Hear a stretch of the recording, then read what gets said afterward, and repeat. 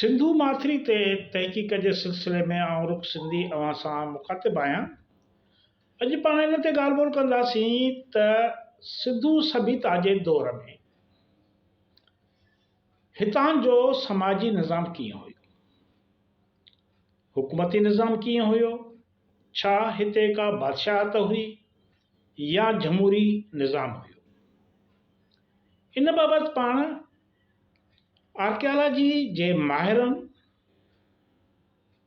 जा जेके हुन नतीजा कढिया आहिनि हितां जे माॻनि जे खोटाइनि मां, उन्हनि खे आॾो रखी पंहिंजे ॻाल्हि खे अॻिते वधाईंदासीं। आर्कियालॉजी जे माहिर गियोसान मूजिबि हिन खां अॻु क़दीम मिस्र ऐं इराक दुनिया जा पहिरियां वॾा शहरी तहज़ीब जा मर्कज़ सम्झा वेंदा हुआ, पर बाद में थियल तहक़ीक़ मूजिबि इन्हनि खां वॾी तहज़ीब सिंधु माथिरीअ जी शहरी सभ्यता हुई। हीअ तहज़ीब दुनिया जे 10% आदमशुमारी ते मुश्तमिल हुई। गियोसान मूजिबि सिंधु तहज़ीब मिस्र ऐं इराक जे तहज़ीबुनि खां वधीक जमहूरी सोसाइटी हुई, माना हिते जमहूरी सिस्टम हुयो, सियासी निज़ाम जमहूरी हुयो, को बादशाह न हुयो। हिन तहज़ीब जे शहरी मर्कज़नि में इहो माना गियोसान थो चवे त हिन सिंधु माथिरी जे तहज़ीब जे शहरी मर्कज़नि में मिस्र ऐं इराक वांगुरु अहम शख़्सियतुनि जहिड़ोक बादशाहनि ऐं मज़हबी पिरोहतनि लाइ वॾियूं इमारतूं ऐं महल न जोड़िया वेंदा हुया। माना मज़हबी जेके क़िस्म जा माण्हू हुया, अॻुवाण हुया, सरबराह हुया, उन लाइ जो बि ॾसपतो कोन थो मिले। बादशाह त कान हुई, पर मज़हब जो बि असरु न हुयो। मज़हबी जेका मर्कज़ियत हुई उहा बि न हुई। जियालॉजी जे हिकु माहिर जॉन रोच नेशनल जोग्राफिक मैगज़ीन में लिखे थो त मुंहं जे दड़े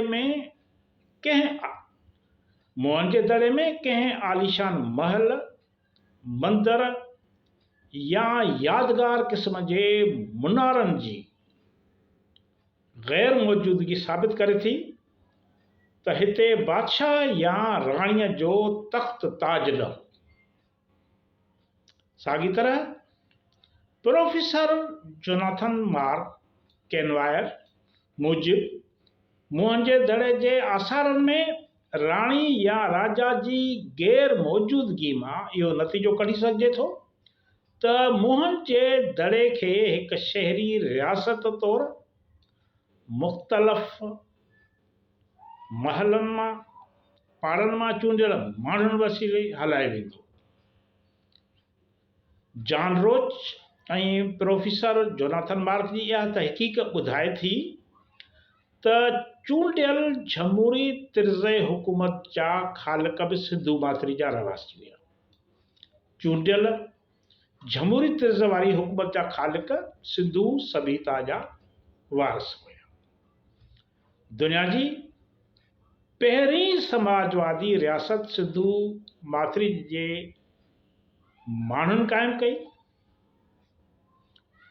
जेकी कचे माल हथ करण लाइ गोराबनि में चढ़ी, नंढनि जहाज़नि में चढ़ी दुनिया जे मुख़्तलिफ़ खंडनि ते वञी निकिरंदा हुआ, जिन खां हू अॻु ई वाक़ुफ़ु हुया।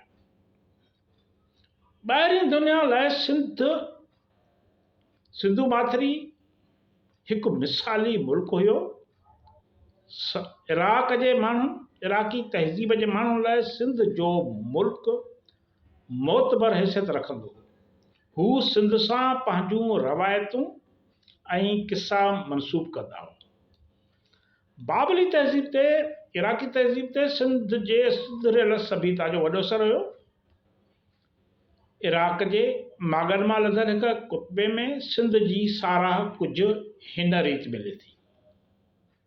इहो मुल्क जो समीर जे ओभर ॾे आहे, सुमेरियन तहज़ीब जे ओभर ॾे आहे ऐं जितां ॿेड़ियुनि रस्ते घणो कुझु हिते अचे थो। इहो अहिड़ो मुल्क आहे जितां सिज उभिरे थो ऐं इहो रिश्त आहे जिते को बि मरीज़ न आहे के बेवाहूं ऐं यतीम ॿार न आहिनि। इहा हुई सिंधू माथिरी जी तहज़ीब जी सुञाण। जेकॾहिं असांजी वीडियोज़ जो सिलसिलो अव्हांखे बहितर लॻे थो ऐं हिन मां तव्हांखे का ॼाण मिले थी त उहे पंहिंजे दोस्तनि सां वंडियो, शेयर कयो, पाण बि ॿुधो। मूंखे वॾी ख़ुशी आहे, तमामु घणी ख़ुशी आहे जो मूं फेसबुक ते जीअं ई हीउ सिलसिलो शुरू कयो आहे सिंधू तहज़ीब ते तहक़ीक़ जो, त तमामु घणी सुठी मोट मिली आहे। तमामु वॾे तइदाद में दोस्त मुंहिंजी ॻाल्हि ॿोल खे ॿुधनि था, हिन तहक़ीक़ जे वीडियोज़ खे ॿुधनि था, दोस्तनि सां शेयर बि कनि था। हिन सिलसिले में अञा पाण वधीक ॻाल्हि ॿोल कंदासीं। ईंदड़ वीडियो ताईं इजाज़त ॾींदा। महिरबानी।